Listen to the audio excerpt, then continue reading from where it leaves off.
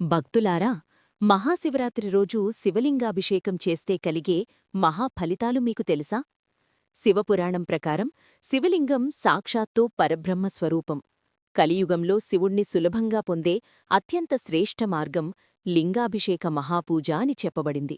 భక్తులారా, ఒకసారి బ్రహ్మ విష్ణువులకు ఎవరు గొప్పవారు అనే సందేహం కలిగినప్పుడు ఆకాశాన్ని చీల్చుకుంటూ అనంతమైన అగ్నిస్తంభంగా శివుడు ప్రకటించాడు. అదే శివలింగ స్వరూపం. భక్తులారా, మహాశివరాత్రి రాత్రి శివుడు జగత్తుకు మంగళం ప్రసాదించే పవిత్ర సమయం. శివపురాణంలో మరో హృదయాన్ని తాకే కథ ఉంది. ఒక పేద భక్తుడు ఏమీ లేకపోయినా అపారమైన భక్తితో శివరాత్రి రోజు శివలింగం దగ్గరకు వచ్చాడు. భక్తులారా, బంగారం లేదు, కానుకలు లేవు, కేవలం తన దగ్గర ఉన్నవి నీరు, పాలు, పెరుగు, తేనె, కొబ్బరినీరు, ఫలాలు, పన్నీరు జలం. అవి సమర్పిస్తూ కన్నీళ్లతో అన్నాడు, ప్రభూ, నీవే నా ఆశ్రయం.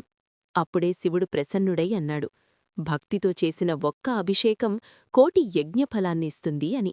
భక్తులారా, జలాభిషేకం చేస్తే పాపాలు నశిస్తాయి. పాలాభిషేకం ఆరోగ్యం, శాంతి ఇస్తుంది. పెరుగు అభిషేకం జీవితం స్థిరంగా చేస్తుంది.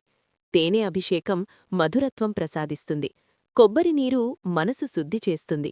ఫల నైవేద్యం కోరికలు నెరవేరుస్తుంది. పన్నీరు జలం శుభ సుగంధ ఫలితాలిస్తుంది. బిల్వ పత్రార్చన గురించి శివపురాణం చెప్తుంది. బిల్వదళం సమర్పించిన భక్తుణ్ణి శివుడు విడువడు అని. విభూతిధారణ రక్షణ ఇస్తుంది. కుంకుమార్చన మంగళం ప్రసాదిస్తుంది. భక్తులారా, ఈ మహాశివరాత్రి పవిత్ర రాత్రిలో ఒక్కసారి శ్రద్ధతో శివలింగానికి అభిషేకం చేస్తే శివుడు ప్రసన్నుడై మన బాధలను దూరం చేసి మన జీవితాన్ని వెలుగులతో నింపుతాడు.